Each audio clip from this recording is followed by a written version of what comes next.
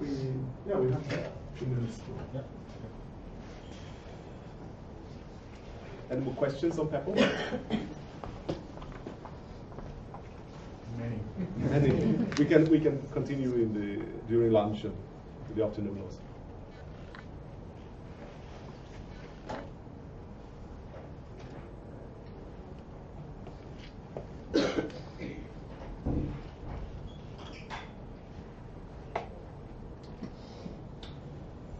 Yes. So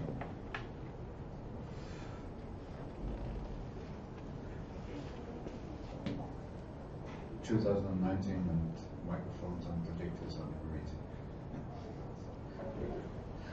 So thank you so much, Martin, for giving us this highlight. Online we haven't had any more questions right now, so we continue. I promised to give a small tour into the funding and grants that are right now and the different possibilities that are within CEF Connecting Europe facility. We right now have a number of calls, and they are in fact ending in 10 days, which means that if you have not started, it will be difficult to reach these dates. But basically, it can be done because what you have to provide is the financial statements from your accountants, as well as a statement from your national CEF authority. I'm not sure who it is in Finland though. And then a 30 pages application for the call of proposal, depending on which call you're going into. The list is in fact longer. There are new calls coming up for the new building blocks later this year. But I'll try to give you some small headlines for it. In general, we see that also, as Martin mentioned, a few of the member states are lagging behind. Many of the member states already have a strong legacy within e-invoicing for some reason. They have the national infrastructure and national standards using for many years. But of course, the transition towards the directive needs to be supported, either setting up new infrastructure or actually applying the standard itself.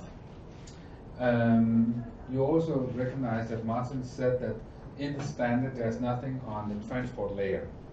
Basically, you could transport the standard on any kind of digital infrastructure as such, but when you are applying for funding in some of these calls, there is an interoperability aspect that you need to consider. And in this interoperability aspect, e-delivery as one of the building blocks of CEF is included. This means that proposals that are being delivered for the different calls, which includes the components of e-delivery, will be scored higher than proposals without any e-delivery included. And this is simply because, as it is a European standard within e-invoicing, the interoperability or the cross-border has to be incorporated. So you need to show knowledge of, for instance, OpenPaper. It's not a prerequisite, but it's a good thing. You also need to show knowledge on e-delivery and how you intend to transmit the invoices. The call this year, we only anticipate this one call this year. It's of 6.2 million. That's the right now the indicative budget. It might go up depending on the other calls if they have enough proposals. You can get up to 75% of your eligible cost funded by the Commission. So if you're implementing the standard or any of the e-delivery components together with the standard, you can get this covered. And also the pre-financing is up to 50% of the maximum grant amount. This also means that if you start building an application and you're being awarded, then also the time from when you wrote the proposal will be eligible for having refund. The proposals in general are 12 months. It can go up to 18 months, but it requires you either to have an extension or a preparation for the 18 months already when you are doing the application in the beginning. We see a number of proposals that are crossing the threshold of 12 months because they have a large pool of stakeholders or participants within their consortium. In general, European countries as well as Liechtenstein, Norway and Iceland are eligible. We also have a number of third countries outside Europe that are paying into the the scheme of CEF. So we have had applications from Switzerland in the past. We also had applications from Israel. So there are countries that are connected to this. We also have some applications where the South Korean and Japanese companies, service providers, was interested in joining a consortium. But it's very important to go to the call text, depending on which application you want to, and look at all the details. The more objectives and the more details you comply with in your 30 pages application, the better. It also means that when you're doing the application, just put in the facts. Have good diagrams of your architecture, your ideas, how you wish to apply the standard or the building blocks, but also make sure that you comply to all the different bits and pieces in the call text. Typically we see applications with 2 or more entities in the consortiums, and we are also, when we're evaluating the proposals, which Martin and I are also part of, we are also looking into if it's a healthy project, which means that if you are a part of a consortium, let's say between 2 and 15 to 20 participants, that's fine. We had a number of proposals in the past that went up to 80 participants for a 1-year project, and it poses a risk to the project. So we will definitely make a point on these kind of applications. So we have 3 objectives this year. One is in general to increase the national readiness of the European norm and compliant invoices. And the second one is, of course, also to update existing solutions. This means that if you have an existing solution that needs to incorporate the standard together with some of the building blocks, that's fine. Also, the size usage, sizes as Martin was going to, could be funded here. The third objective is the broader one, is the implementation of innovative solutions. So this is where you could come up with a good idea where you can piggyback right, let's say that aspect, on the functionalities using the European norm. So if you have good ideas, I think the Commission was mentioning robotics, AI. I don't know if you can do something with e-receipt or not, but in any case, this is where it falls to that. There's no requirements for you to be compliant with all 3 objectives. You can be compliant with just one objective if you feel like that. Of course, the more objectives, the better, but it also makes it more complicated for you to reach your targets if you have to have, let's say, the full Monty covered by all 3 objectives.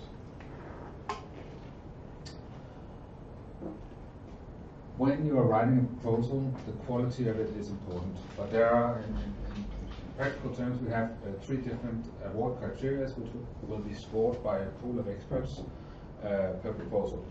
There's a relevance of the proposal. Basically, are we within the objectives? Are the understanding what are the standard and what they intend to do? There's a quality and efficiency and impact and sustainability.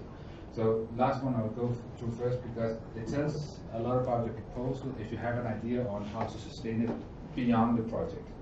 So basically, when you build the boat and you put it in the water, we need to have an idea of who's steering it and who will continue to sail it after the end of the project. Quality and efficiency tells us something about how do you intend to implement and manage with this. Because when you're getting the European citizens' taxpayers' money, we also need to make sure that you're actually investing it properly. At the end of the proposal or the project, all projects will be evaluated by a team from CEF. This means that, for instance, when e-invoicing capabilities towards sending or receiving invoices will be assessed. So we will have to see if your solution or your clients can send or receive the invoice that was intended to be implemented during the course of the project.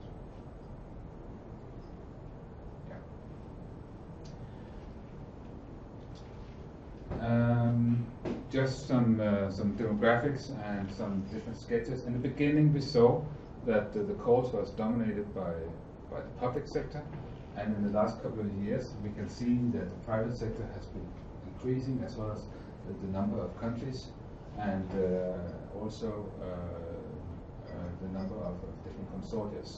This is not including the last call. Unfortunately, we haven't been able to comply that yet because there are still negotiations going on. But here you can see the different countries, what they apply for. This is only within e-invoicing and how much money they gained. Good example, or bad example actually, is Denmark, where I'm coming from. We were really bad in the beginning, but the last call we got awarded one proposal. But you will be able to see that, for instance, Finland already had 2 proposals in there. There was a joint proposal together with Estonia, among others, and with the amount of money. I also included a slide here where you can see all the awarded proposals so far, and the names for them.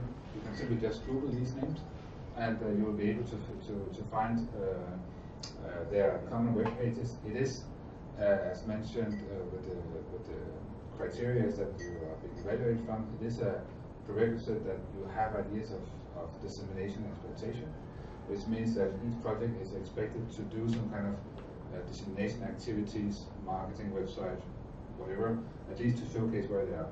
And here, for instance, you will find the consortia where there are Finnish partners involved. Yeah, were you preparing a? I remember that. Are you preparing a proposal now? No, we just noticed that we don't have enough time to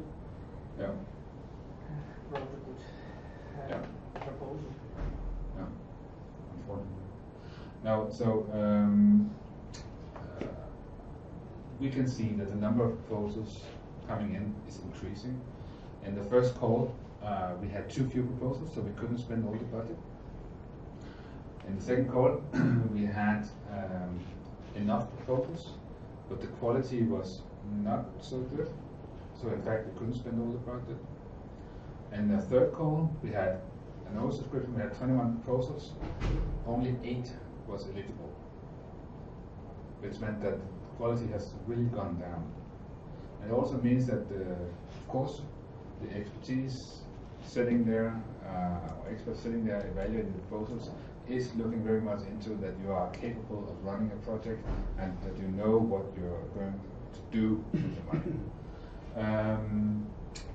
If we sometimes get this question, but if a certain amount of budget, let's say this 6.2 million, is not being utilized within the call, then it's being reinvested into the European Commission, but will most probably not go to e-invoicing, but will go to one of the other calls, and they will get a larger budget. Same thing happened with e-invoicing and everything. Yeah. So again, you can find a lot of information on CEF Digital, but we also have our sister agency, INEA, who is doing the evaluations for us. All the technical specifications are available in the call text, and you can find, of course, the fact sheets and then INEA's information up here. They have a number of webinars going on, and they are supporting telephone support you can call, and a number of social media interactions you can do here when you're applying the funding. There are some templates you have to use, so that's how it is.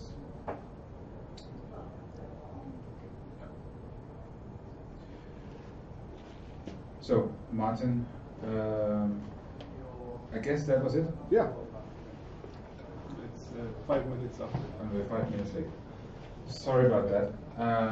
We don't want to hold it back, but we have a number of workshops in the planning, and we have a lot of material. Of course, this was just a short workshop. Normally, we are doing this for an entire day and have more than 1,000 slides to share about. And some of you might be sitting still with questions, either technical or within the interoperability aspect of the standards, or where do I fit in this? Please come back to us or ask us in the break, get our contact details, and we will try to assess your questions and your needs best possible way. And of course, there is always an opening that as long as the full transposition towards the directive, especially on subsectoral level, is not complete until next year in many member states, you can still apply for new workshops. So if you are interested in this, then let us know and then we'll look into it. This is already the second workshop as mentioned before. But this is it from us, and I guess we have some lunch. Yes. Now, thank you so much for listening in.